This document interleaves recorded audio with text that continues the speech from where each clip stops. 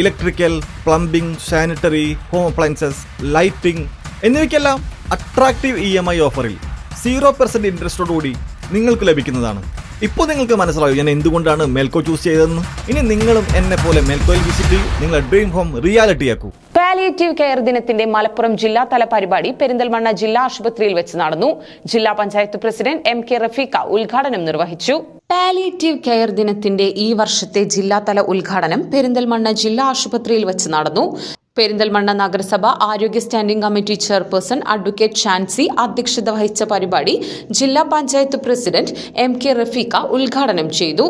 വരും വർഷങ്ങളിൽ secondary palliative രോഗികളുടെ എണ്ണം ഗണ്യമായി കുറക്കുന്നതിന് വേണ്ടി ബോധവൽക്കരണം നടത്തേണ്ടതാണെന്നും അതിന് ഓരോ വീട്ടിലും ഒരു വ്യക്തി പാലിയേറ്റീവ് വളണ്ടിയറായി പരിശീലനം നേടേണ്ടതാണെന്നും ജില്ലാ പഞ്ചായത്ത് പ്രസിഡന്റ് പറഞ്ഞു.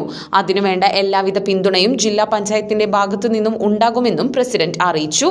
Perinthalmanna block panchayat president advocate AK Mustafa മുഖ്യപ്രഭാഷണം നടത്തി. ജില്ലാ ആശുപത്രി സൂപ്രണ്ട് ഡോക്ടർ റൌഫ് AK ദിനാചരണ സന്ദേശം നടത്തി.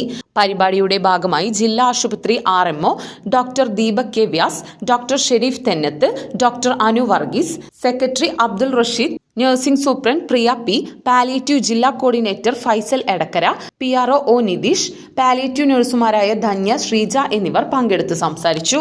പരിപാടിയുടെ ഭാഗമായി കൊളോസ്റ്റമി പരിചരണത്തെക്കുറിച്ച് സുപ്രിയയും ഡ്രഗ്സ് ആൻഡ് സർജിക്കൽസ് എന്ന വിഷയത്തിൽ ജോജോ, ശ്രീരാഗ് എന്നിവർ പരിശീലനം നടത്തി.